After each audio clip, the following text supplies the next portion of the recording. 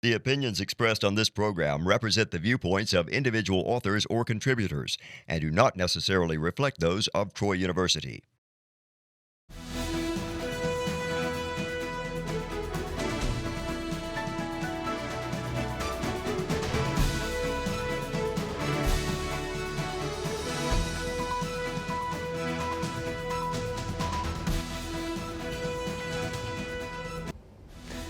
Hello and welcome to EconVersations.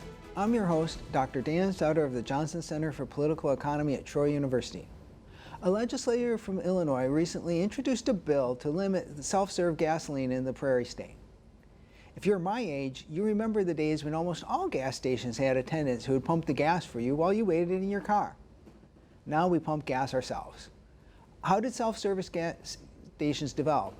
And what would be the economic consequences of a return to full-service gas? Well, it turns out the story here involves both technological and legal innovations. Joining me on EconVersations today to talk about this is Dr. Steve Miller, the Adams Bibby Chair of Free Enterprise with the Johnson Center. Welcome back to the show, Steve. And today we're going to change things up a little bit, and you're going to ask me some questions, right? That's right. Thanks, Dan. Okay. So let's talk about it. What's going on? Is Illinois going to restrict self-service gasoline? Well, I don't know about that. I don't like to make predictions, especially about politics. There was a representative named Camille Lilly was the sponsor of the bill. It received a lot of negative feedback shortly after it got introduced, and the bill had no co-sponsor. So I'm not sure there's any real danger that Illinois is about to ban or restrict self-service gasoline. Okay, but some states do, right? Yes, that's true. New Jersey, if for those of us who've at least driven through New Jersey, can know that New Jersey famously does not allow self-service. They have banned it. Well, they never legalized it.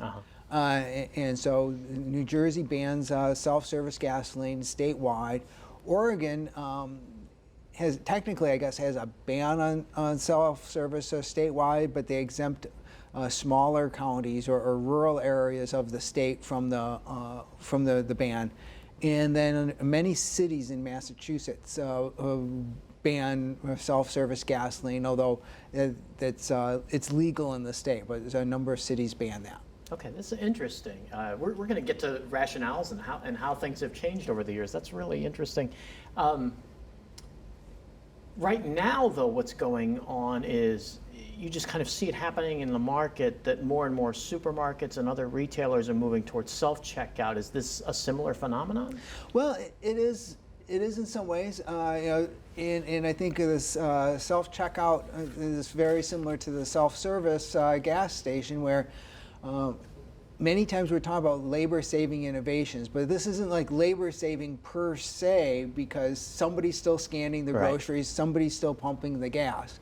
But it's a different way, technology, first with gas stations, now more recently with grocery stores. Technology has opened up a way in which you can more readily have somebody do something themselves as opposed to having to pay somebody for it. So it's a question of whether it's a task we would want to do ourselves, or if it's going to make more sense for us to want to pay somebody to do it for us. Okay, so with self-service gas stations, what is the history here, Dan? When did this start? How did it come about? Well, it started initially when gas stations started springing up across America after the advent of the automobile. They were all full service. Okay. The technology was such at the time with pumps and everything that they had to be. You had to have somebody there actually mechanically operating it, and. But there are a couple of innovations, technological innovations, that really created the potential for self-service. The first modern self-service gas station was introduced in Los Angeles in 1947. But in 1957, they came up with the technology that would allow us to, It's the technology that has on our fuel pumps. It's the technology that holds the pump, the nozzle open, and then automatically shuts off when tank is just about full. And that was important because it is a safety device to prevent significant amounts of overflow, especially if somebody wasn't there paying attention Right. to make sure they turned off the nozzle as the tank was getting full. Although initially that was just implemented at full service stations, and it allowed the attendant to not spend the whole time pumping the gas, but rather do stuff like clean the windshield or clean the windows of the car, maybe check the oil and so forth. Then in 1964, there was something called the Supertron remote control gas station system was introduced, and that was a way to actually control the pumps, the pumps themselves from inside a convenience store, from inside the station. Right. Back at the time, like you had to before this, you'd have sort of like mechanically set the meter. The thing is measuring how much gasoline has been put into a car. You'd have to reset that on the pump yourself. And so you really had to have somebody out there to reset this on the pump. And it was one of the things that, again, sort of made it necessary for a station to have an attendant out there to make sure they were resetting the things to measure the amount of gas that had gone in. And at the time, like not all stations were posting prices. So you might Right. see how much gas you got, but you didn't know what the price was. But they just had pumps that would measure how much gas was put into a car.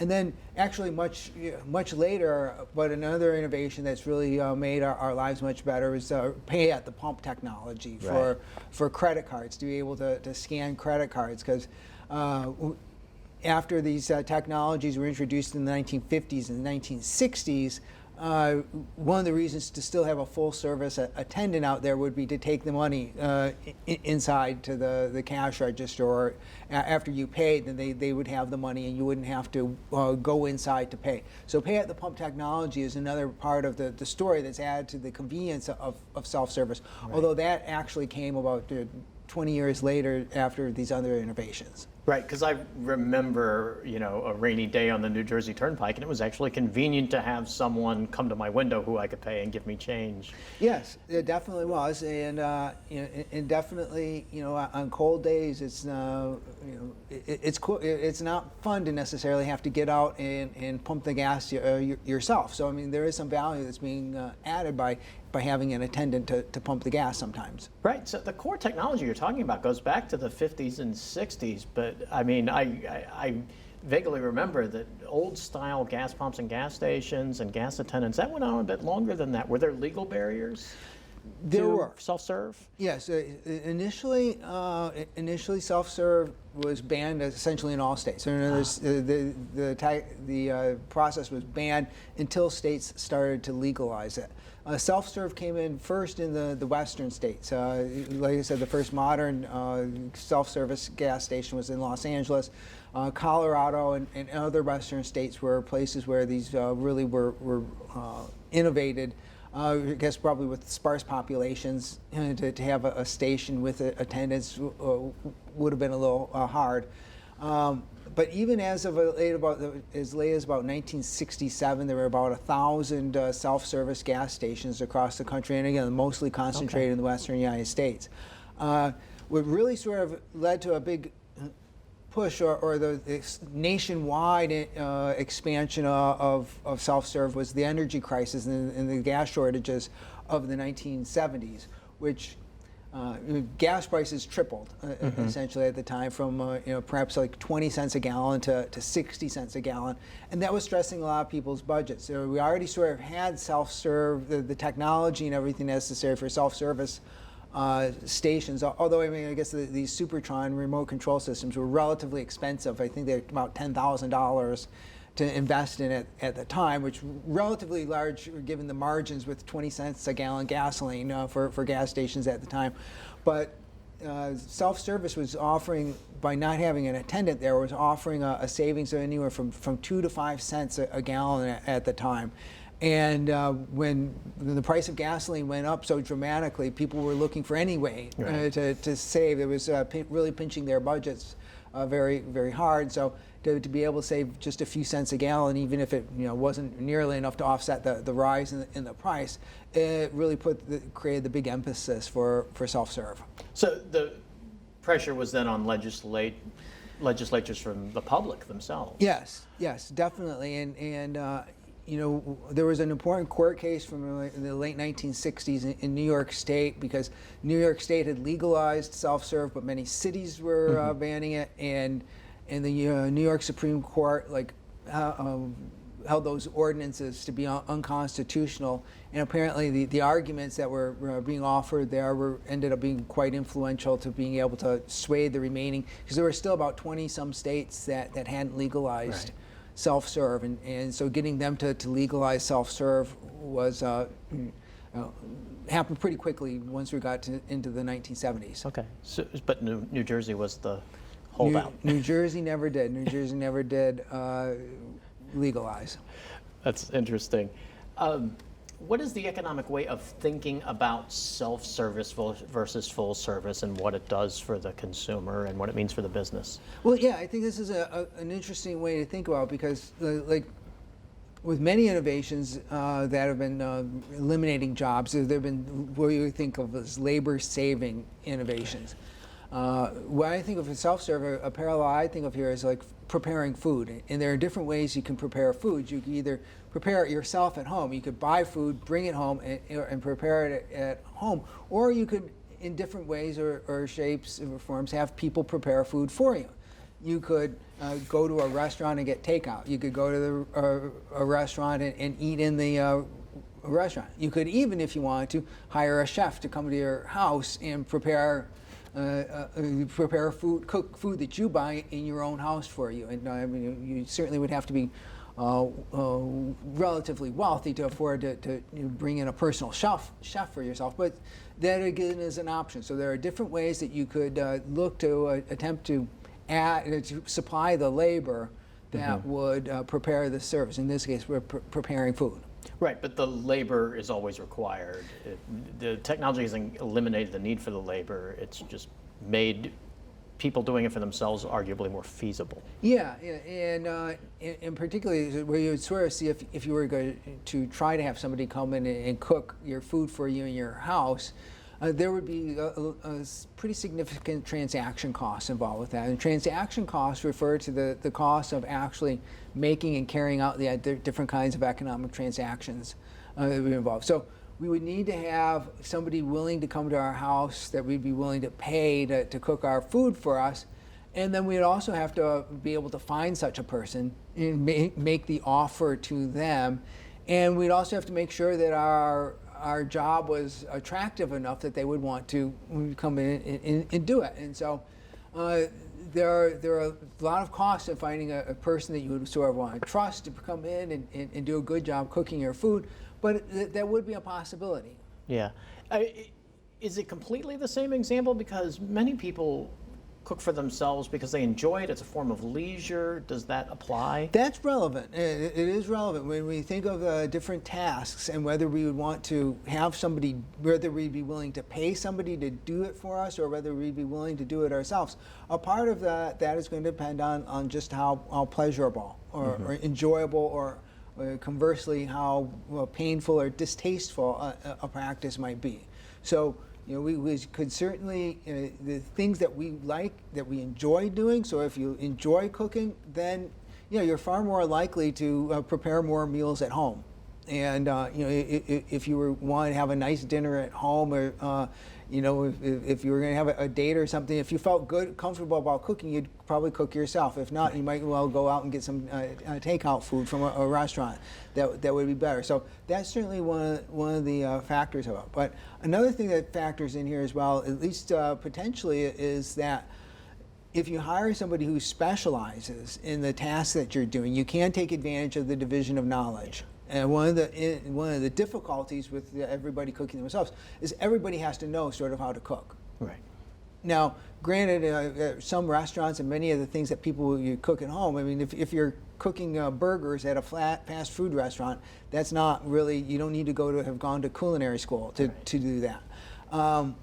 But it is the case that learning how to cook well, especially to be able to cook fancy dishes at all, requires specialized knowledge, and so that's another factor that plays in here.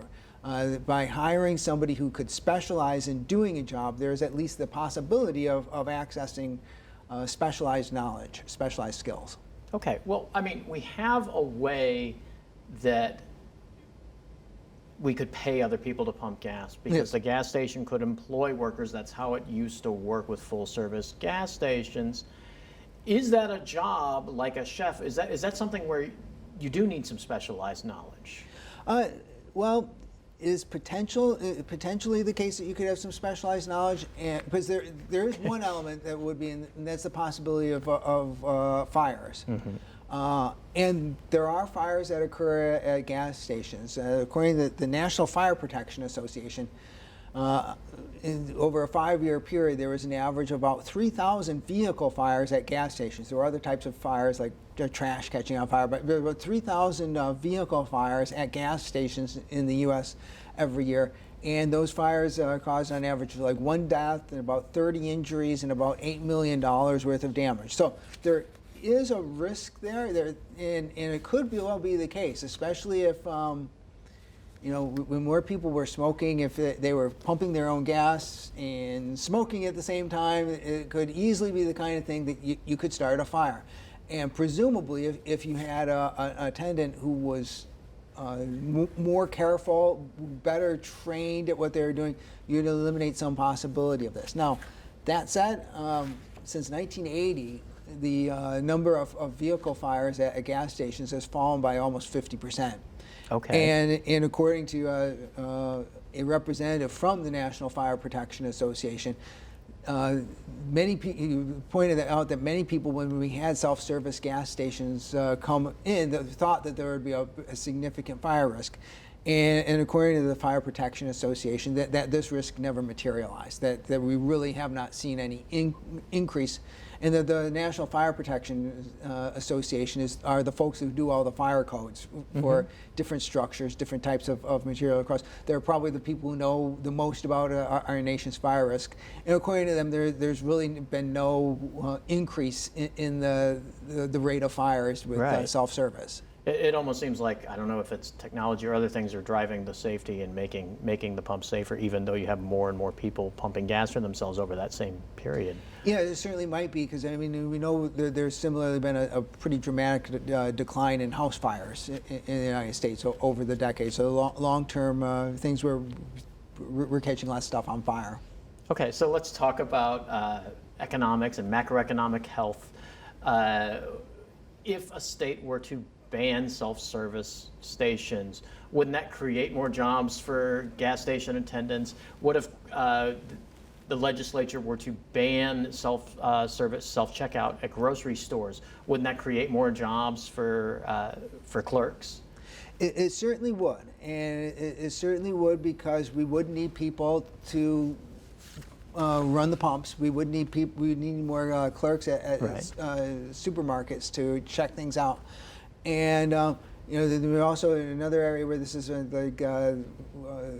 concern over restaurants, where you can have boxes and people can code in their orders, or like automated ordering systems at restaurants, instead of servers to take orders and then because you still need somebody to bring the food out, but the servers to take orders. This is definitely true, and like I mentioned, many cases we see innovations that are save labor, that we're substituting capital machines, intelligent computers for human labor. This isn't quite that case, because we are either scanning the groceries or pumping the fuel ourselves. It's still human labor that's involved. But the jobs obsession, amongst people who aren't economists, a much greater emphasis is placed on jobs and trying to save jobs, or make sure that we have people, make sure that we have jobs for everyone. From an economist standpoint, we look at the driving factor in an economy is scarcity. We have limited resources, we have limited amounts of human labor, and thus we have a limited ability to produce goods and services, the goods and services that we want to consume. And it's really ultimately those goods and services that represent our standard of living. When we talk about prosperity, it's really sort of like the amount of not entirely, but to a large extent, it's the amount of things that we have, including perhaps medicine, arts, and education. But it's our ability to produce goods and services, and so labor is scarce. And so the abiding concern in an economy should always be how to try to save labor, how to Right. Save labor. Now, this isn't quite that case, but what is relevant here is sort of the costs that would be involved. And with a self-service, with full-service gasoline, you have to have attendants to run the pumps. Right. Now, I think of some of our current, some of our modern large-scale, some of our large-scale service stations with 20 or 30 pumps out there. Well, for a full-service station here, you'd have to have attendants out there to man all of these different pumps. There's also a problem of, the cars don't show up at the exact same time. There's sort of a pattern or an ebb and flow. So even if you have one attendant per every 4 or 5 pumps, there could be a case where you have a whole bunch of people show up at once, and that attendant would have a hard time or have a limited ability to go from pump to pump and pump all the fuel at the same time. On the other hand, even if you have a good number of cars every hour, there'll be times where the attendants will be sitting there with no cars to service. So there's some inefficiencies that would be involved there that you'd be in effect having to pay attendants to sometimes sit around and not do anything because there's no cars there to service at the moment. And then at the other times, you'd have an influx of cars, and you might be sitting at a pump and able to, Unable to fill. sitting at an open pump. But yeah, Right. you won't be able to get out and pump the gas yourself. You'd have to wait for the attendant to be able to come over and take care of that. And that would be a type of a cost. So when we think about how we're going to balance these transactions and whether we want to pay somebody to do this for us or not, I mean, that's one of the things we'd have to take into account. There simply would be the case that there would be other types of costs. Yes, on some days, especially when it's cold or hot,